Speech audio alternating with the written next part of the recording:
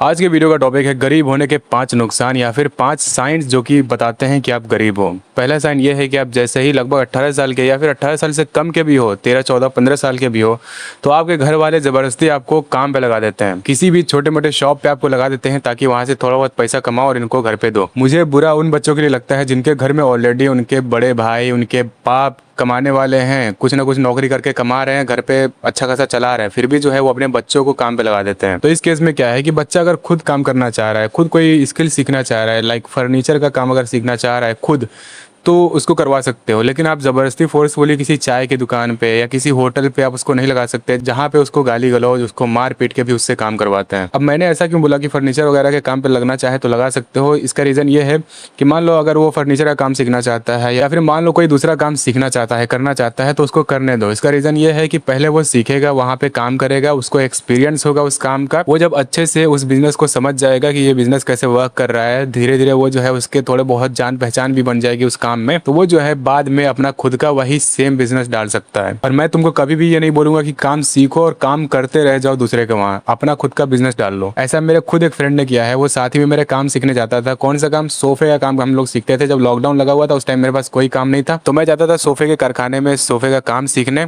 जो कि मेरे मामू का ही जो है कारखाना है, तो वहीं मैं सीखता था। तो मैं ज़्यादा दिन गया नहीं, लेकिन मेरा वो फ्रेंड है वो साथ गया और वो जो है पूरा काम सीख गया।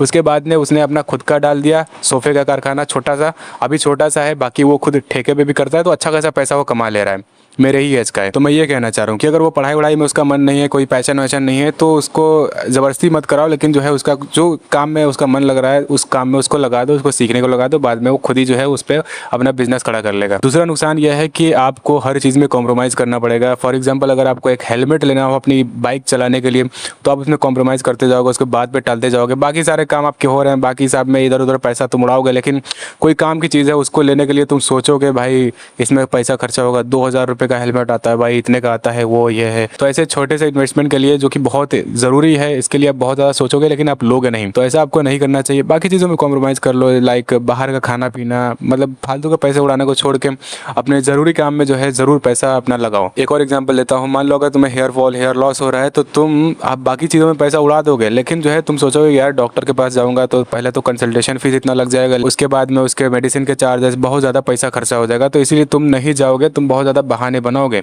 तो वो बहुत ज़्यादा ज़रूरी है, क्योंकि एक बार तुम्हारे बाल चले गए उसके बाद में फिर तुम्हारा लंबा खर्चा पड़ेगा। हेयर ट्रांसप्लांट का जानते हो कितना ज़्यादा लंबा खर्चा बनता है।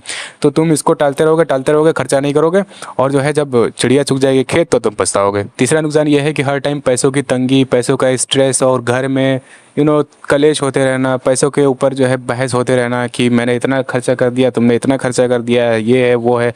तो ये भी जो है एक प्रॉब्लम होती है गरीब घर के अंदर बहुत ज़्यादा। चौथा नुकसान ये है या फिर चौथा साइन ये है कि अगर आपके पास कुछ पैसे आ भी जाते हैं, कुछ पैसे आप कमा भी लेते हो, तो आप उसको सोचते हो बैंक अकाउंट में सेव करके रखना।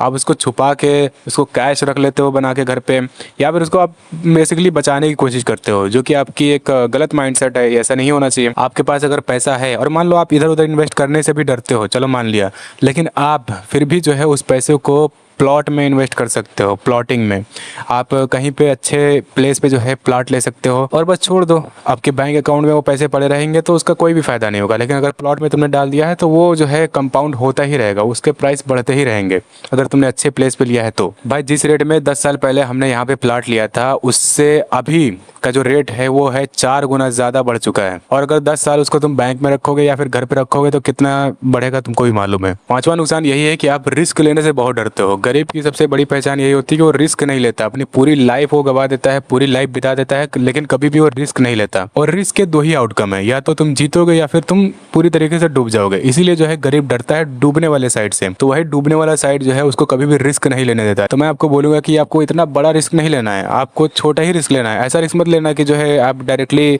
डूबो तो घर वर पूरा जो है खत्म हो जाए, आप रोड पे आ जाओ। अब ऐसा रिस्क तो ले ही सकते हो ना कि आपने पैसे जमा किए, पैसे इकट्ठा किए, जो जॉब करते हो, जो पैसे कमाते हो, और एक छोटा सा स्टार्टअप शुरू कर दिया किसी भी चीज़ का। तो यार देखो, मैंने गरीब को रिस्क लेकर डूबते हुए भी देखा है और बहुत सारे गरीब लोग को रिस्क लेके बहुत ऊपर जाते हुए भी देखा है। यहाँ से थोड़ी दूर पे एक बंदे ने अपना छोटा सा होटल डाला था, आज से 2 साल पहले। बहुत छोटा सा, लगभग एक गोमती थी, उसके अंदर जो है वो बना बना के पता नहीं कहाँ से बनाता था और बस वहाँ पे सेल करता था। अभी के टाइम पे उसने अपने होटल को इतना अच्छे लेवल पे स्केल कर लिया है कि सबसे ज़्यादा होटल उसी का चलता है इस एरिया में। इतना भीड़ लगा रहता है उसके होटल में, बहुत चलता है। तो यही मैं आपको समझाना चाह रहा हूँ कि आप पहले छोटे लेवल पे रिस्क लो। आपको जरूरी नहीं कि डायरेक्टली जाके आप बहुत बड़ा सा होटल खोल दो। छोटा होटल खोलो, वो धीरे धीरे जो है उसको स्केल करो। तो उम्मीद करते हैं इस वीडियो से आपको कुछ सीखने को मिला होगा। बाकी आप अगर मेरे से 1-to-1 कंसल्टेशन कॉल बुक करना चाहते हो, उसका लिंक डिस्क्रिप्शन में है। मिलते हैं किसी और वीडियो के अंदर, तब तक के लिए गुड बाय, टेक केयर। और मानसिकता बदलो, तभी जो है रियलिटी बदलेगी।